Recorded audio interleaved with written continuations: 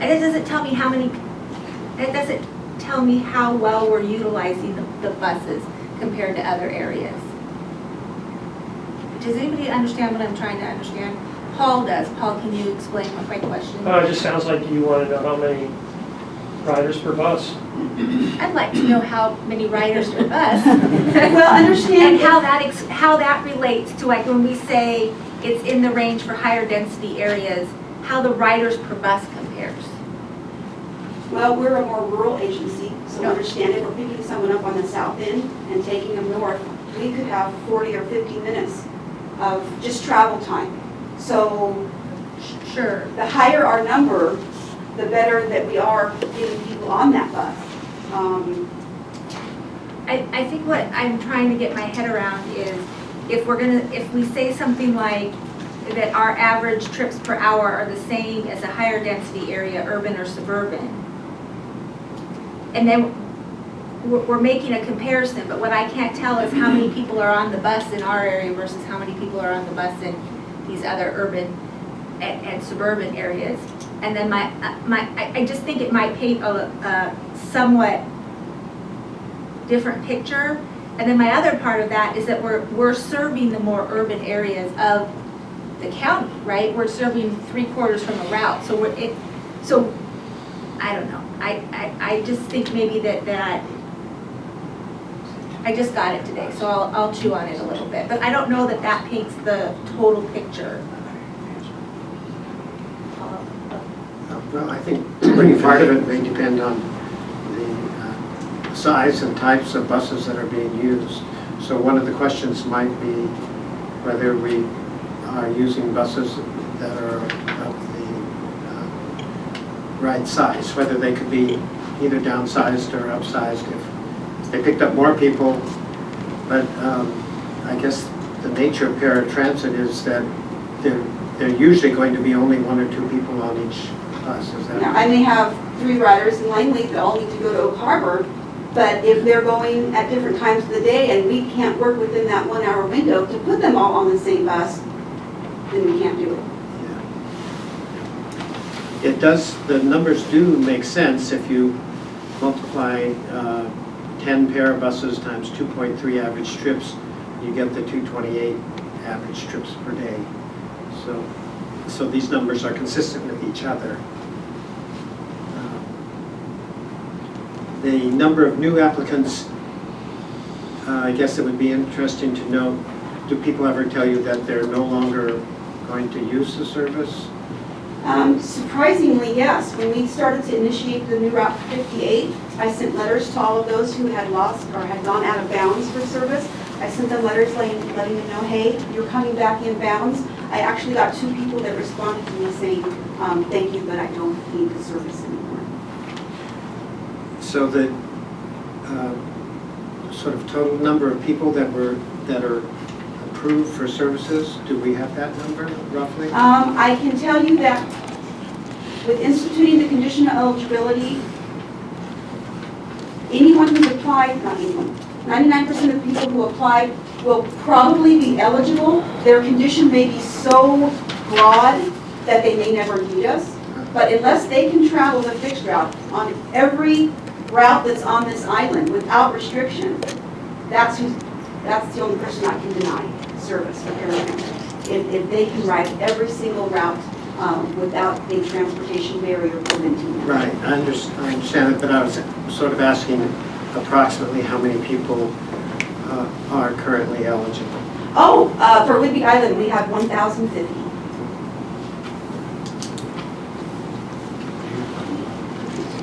Camino, they are much smaller than us. They actually now, eligibility-wise, I want to say maybe 50 to 60 people over there.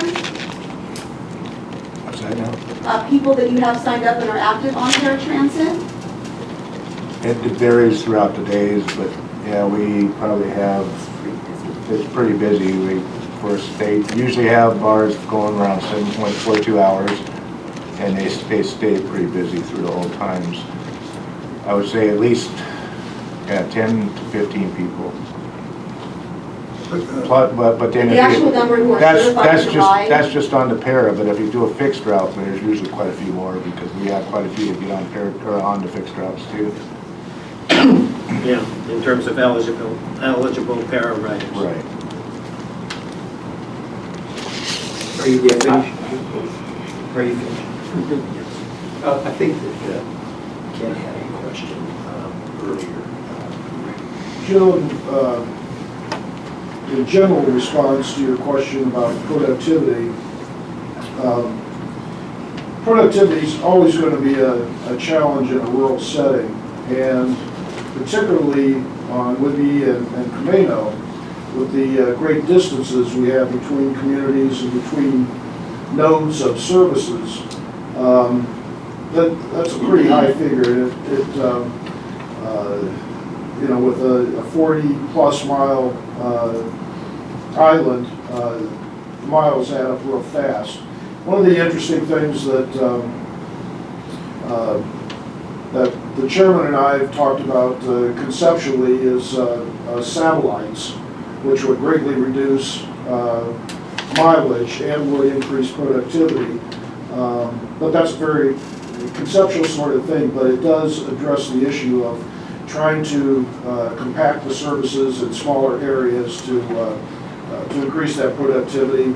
Not necessarily reducing the number of vehicles, but definitely allowing for more riders to use the service in a smaller service area. Thank you. Yeah, I'm kind of confused. It says that paratransit is based upon same days, hours, and service and route structure. And then you said that you had one client though that you were interviewing because he was angry because if he had to use the fixed route time, it was a different time than what paratransit is. I was explaining to him that it was not a para-eligible ride because the fixed route doesn't go where he was wanting to go at the time he was wanting to go. So we have special times for paratransit? No, that's the point. They have to travel within the same times that the fixed route is on the road. He was asking for a time outside of the fixed route, and we can't. And, well, I guess it's because they can work. I'm just curious because I've been asked about this, but for example, not last Saturday, the Saturday before, I was going by Albertsons. And there were 3 paratransit vans in there, sitting, waiting. And another one pulling in as I was going to get ready to pull in as I was pulling out. I'm just curious, but these can't be. One bus may have arrived early to pick up a rider who was out at Albertsons and needed to head south. One bus might have been there just on downtime because they had cancellations. And that was a convenient spot where they knew their next pickup was going to be in the same general vicinity. Maybe we had a rider that it was in Walmart headed north that the rider operator was waiting for. Or they could have been on their normal break. Or they could have been on their normal break, yeah. And then the other question I have is, we're looking, we've got 10 to 12 buses per day and stuff. And then if you've got, you were talking about the DNLA. So let's say that something happens and you have somebody that's not to be left alone. So the paratransit guy takes it, or driver takes them there. And if there's nobody home to take care of them, we have to assign somebody to stay there with them. We can't leave them there by themselves. And who pays for this? Who pays for this? Yeah. Pays for, Pays for the person to be there to take care of that person. Island Transit. We do. If it's one of our employees that's staying there with the passenger, that employee's on the clock. But we don't bring somebody else from the outside. It would be a supervisor or the driver. Paratransit isn't reimbursed in any way with Medicaid reimbursement or any That's transportation. where's the paratransit funding come from? Is it just out of our regular budget? Yes. But there is a monthly allocation in our revenues that is for paratransit, I believe. Small Well, I was basically. looking in there, I didn't see it. Yeah, it's, I was looking at the last budget. That's yeah, what's- yeah, no, it's, well, you could, I think someone else can explain it better than I. Paul? Well, we receive about $28,000 a month as state money for para, it's labeled paratransit. Yeah. Yeah, so it adds up over the course of the year, but it doesn't probably come close to covering the cost. What are the Monthly cost of paratransit for this is $136,245 for the month of February. $22 and some change per rider. I'm going to move the conversation around here a little bit. Ms. Henderson has. Yeah, I had a couple. One was a question about Medicaid, and Ken, you and I have chatted about this briefly. Is there anything that prohibits Island Transit from billing Medicaid? Or, getting other sources of revenue in, such as Medicaid or other, say senior service, and this is just an example, say senior services, because they have so many people that are eligible for Medicaid transportation, but they have trouble finding drivers. Is there anything that prohibits an agreement with another agency and that they would pay so much? Is there anything that prohibits that? Not in my experience, no.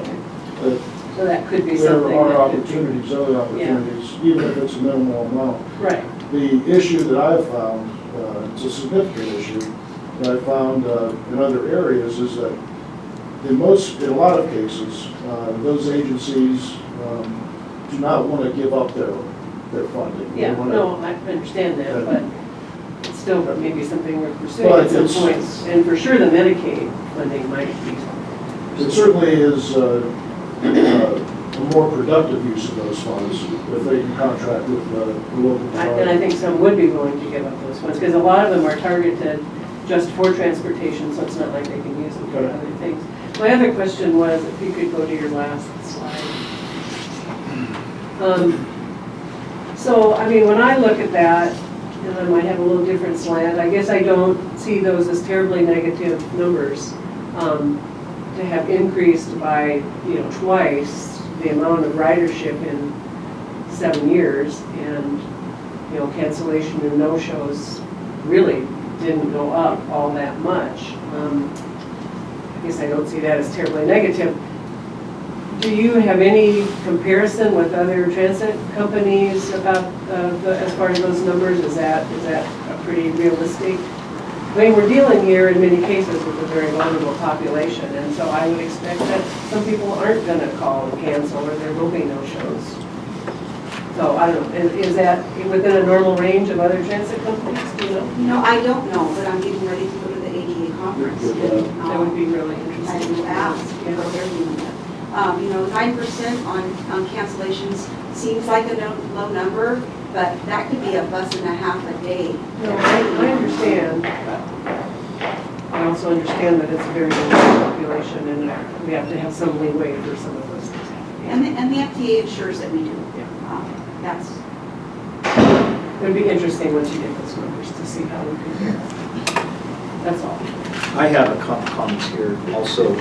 I like to look at trends, and while you're on that item right there, you look on the year side, you're talking about 8 years, ridership doubled 2 times from top to bottom.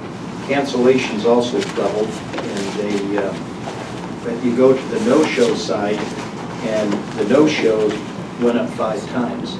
There's a problem in either the education or the system, and that, to me, is one of the target areas to find out how we're going to reduce the no-shows. And does that mean, how do we do this? How do we build in a incentive system to limit no-shows? and no-show by definition, let me explain, that means the bus arrived there. The bus made the trip to the destination. They may not have been home, or when they opened the door, they may have said, oh, sorry, I didn't need the trip. So it could be considered a late cancellation because they're canceling at the door, but because the bus arrived there, we can consider it a no-show. incentive to not do it. I know agencies that charge a fare have an incentive. Hey, if you don't do a late cancel or no-show for us for a certain amount of time here, we're going to give you a free ride voucher. To help people keep that number under control. Well, that might be one target area for us to look at, because the trend is that the no-shows are increasing exponentially to the other statistics in there. The other thing is, it's probably realistic that we're not going to reduce our costs from the service or the paratransit passenger side.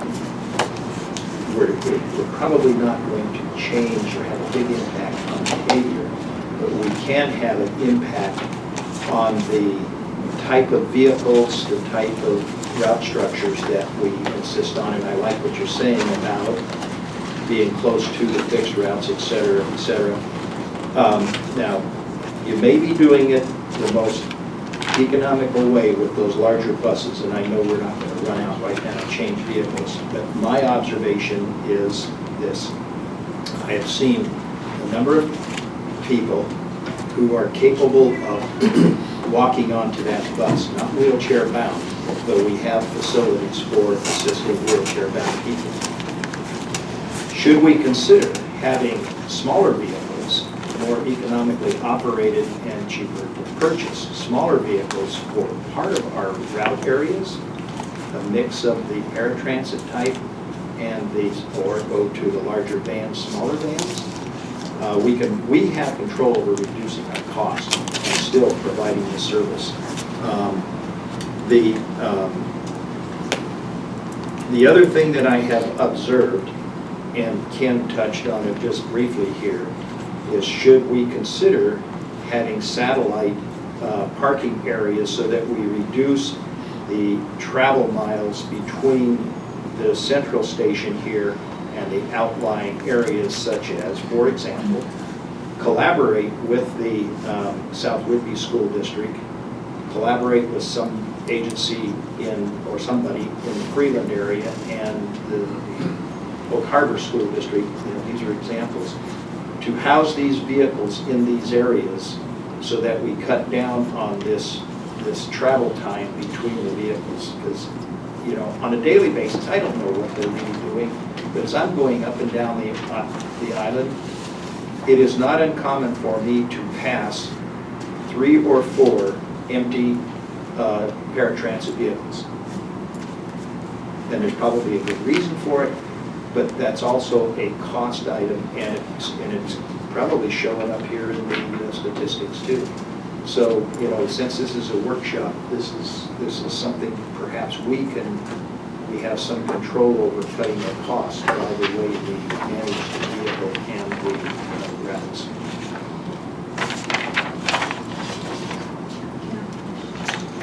Yes, you may. I would never cut you off. On the slide that says trip cancellation no-shows, that's going to be 3 back. I think I'm totally going in reverse order here.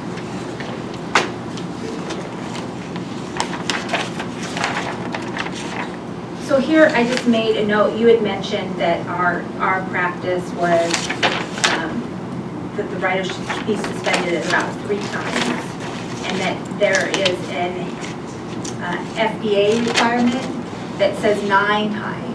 The FDA requirement says they don't want the average person suspended. Someone has to do 3 times the system average. So if it's 3, then they have to do it 9 times. If it's 5, they have to do it 15 times. And then we'll only go up the higher our average is. So my concern, that was a misunderstanding. My concern there is that our policy is consistent with the FDA requirement. Yes. That's really what I was making sure. The next one was just a question about the do not leave alone folks, and just an actual realistic question about bathroom trips. Like, you've got this group of individuals and you're picking up other individuals and they're saying it's been a 5-hour trip. I'm just curious about how that's being accommodated. There have been times that we've had, especially at the old barn, I remember the bus would pull in and we'd walk Usually it's our time together rider in to use the restroom. Normally, we know which riders we have to have concerns with in that regard, so that we take care of them for that. If it's a fixed route rider that has to do that Langley trip back and forth to Oak Harbor, we do let them know where all the restrooms are located. There's one across the street from Harbor Station. We're going to assume there was one available at wherever their destination was. There's one available in downtown Freeland in the lobby of the Wiggy Telecom office. We do let them know what their options are. I'm just aging, so I'm particularly more concerned about that question as time goes by. Are you catching up to me? No. It's not here. When you were talking about just I could tell in your voice a little frustration about, folks who want the paratransit to serve them on their schedule, that are frustrated about the amount of time they take. And I'll just speak to a personal experience when I attended one of the outreach meetings, and people were being very descriptive about the amenities that they wanted to see on the buses. While we were going out there talking about route cuts or reinstallations, they were concerned that they wanted more features on the buses. And I think that, and it's just an editorial comment, but I think that speaks to the entitlement that people have towards this system, which is going to be one of the hard cultural shifts to make, is that as it runs more like a business model, there's just a culture of entitlement around this that I think is going to be difficult, and take some additional educational outreach to explain to folks that this system cannot just simply be at your beck and call, because that's not a cost-effective way to go about it. And so I'm sympathetic to how that plays out for you. I also just wanted to call it out because I think it's something that needs to change in the community a little bit. Then my next question, then I'll make my next editorial comment, and then I'll get to my last question. One of the things I think we three, Rick and myself, need to be sensitive to as we're talking about public perception is the same thing that we have to be sensitive to in law enforcement, which is you see a greater consolidation of these buses at places in Oak Harbor. And it's the same thing. When law enforcement takes a break, they take it at a coffee shop. Well, there's not a lot of coffee shops up and down the island, so they congregate where the peer group is when they take breaks, and where the services are when they take breaks. And so it is definitely a perception difference that we would have than Langley would have, or potentially Freeland would have, because what we see is all of these things together. But that's where their doctor's offices are, their grocery stores are there.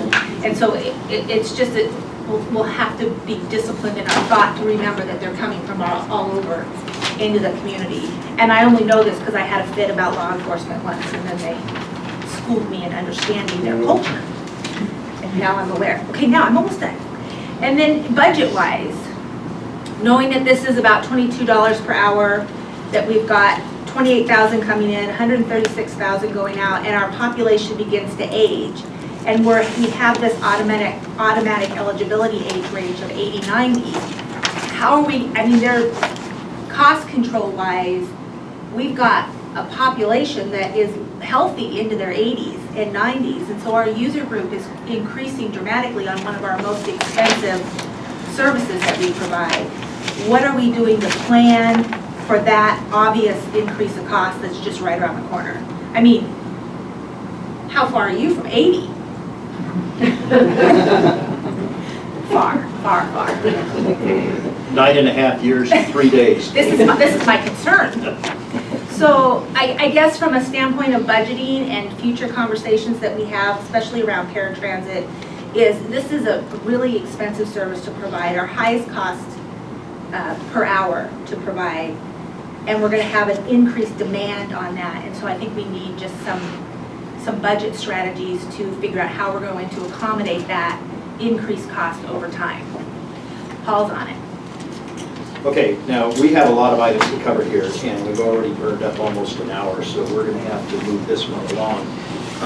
I would like to just make a comment to the staff and to the director.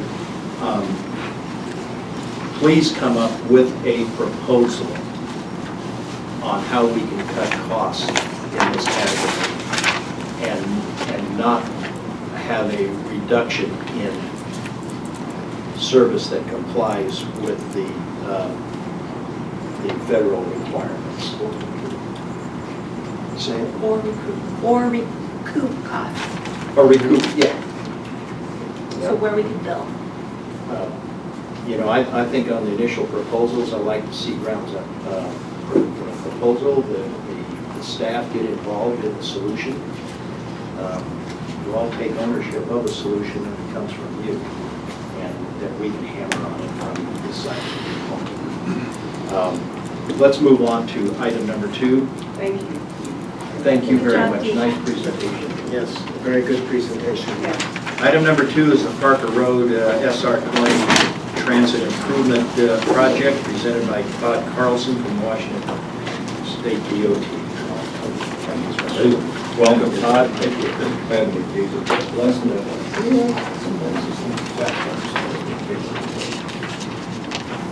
So give me a sense of how much time you spend on this, since we've already gone a little while. you. You know, Well, I would like to get it, Commissioner Johnson and I have set the stone meeting at 12:30. well, our advertisement is for 11:30, and I would prefer not to, and we can extend that meeting by majority vote of the board. I would prefer not to extend it beyond 12 o'clock. So to answer your question, can we cover your topic in 15 minutes or less? Easy. We're on 10 minutes or less? So what I'm going to do is I'm going to use the slide to discuss this project that we've been working on for about 3 or so years, close to 4. But I want to do it as interactively as possible, so you can kind of ask questions as we go here. This title says State Route 20, Morris to Jacobs Safety Improvements. It's kind of the title we use, but it's interesting that it clearly has more than a highway in this project. This facility we're sitting in has as much to do with this project as safety on the highway. And that's due to quite a few issues that had come up during this time. But I'm just going to go through these slides fairly quickly and kind of tell the story of this particular roadway, highway improvement, kind of from our perspective as a state, but from 2 different perspectives. We have 2 sides of our house.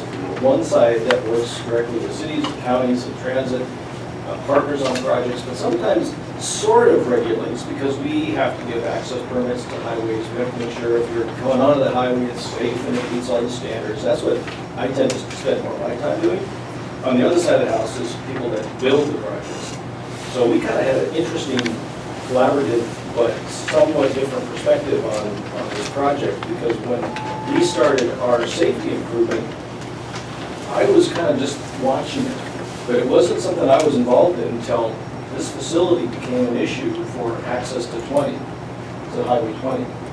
And I'll just run through this real quickly. I want to tell you a little bit about where the project came from, how it evolved. We hit a big snag, and the big snag is kind of the interesting part for me because it shows where projects that are multi-agency, it doesn't matter from a community perspective. They don't care if it's transit, it's state, cities, county, they don't care. It's their community, and that's the way it should work, is that they live here and they should be given the ability to talk about a project, whether it's from access perspective, from whether they like transit or they don't, they like highway or they don't, they're interested in EVs, landing, historic preserve, any of those issues, and they all surfaced. And then I'll talk about where we are today, because we're at a really interesting time.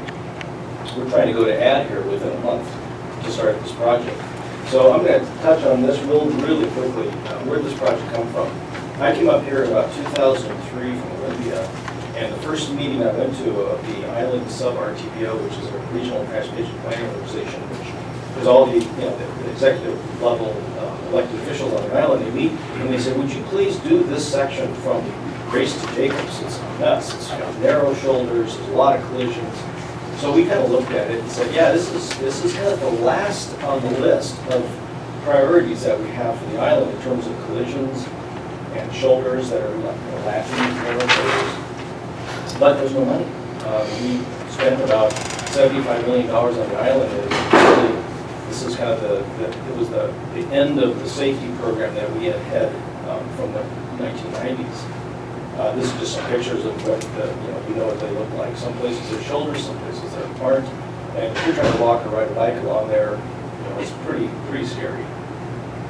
So, in about 2011, we got a call from legislative folks and said, could you use $1 million on the island? We said, oh, yes, we could. So let's start here. Let's see if we can do something on this section for about $1 million. At the same time, the county said, hey, our solid waste facility is experiencing a lot of collisions. We need to do something there. So we kind of looked at the project, and along the way, we saw a scenic highway grant process that gave us the ability to ask for some money from the federal government. And we thought, well, maybe we could get that and kind of link it to the $1 million that we got from the legislature. And then the county said, hey, you can have $500,000 plus we'll donate some right away. We can address the biggest problem we see, which is at the solid waste facility. So there we started with a $3 million project, and it looked like, hey, if everything goes well, we'll be built, done in November 2014. It's not 2014 anymore, it's 2015. So something must have happened between then and now that slowed us down. So what we did is originally, we looked at this is kind of hard to see, but this is looking down, north is up at the solid waste facility. That's where all the collisions were occurring in the area that we scoped that we could afford to do something. So we basically said, we'll put in a turn lane, widen shoulders, realign the road, move the utility poles away from the highway, and that's what we're going to do for our $3 million. Then, this is where things start to get really interesting. At the same time, I'm working with the county and with transit, the folks, you guys said, we got a problem, we got to do something here. We got FTA saying we need a second access for safety. The county said you need a second access for circulation.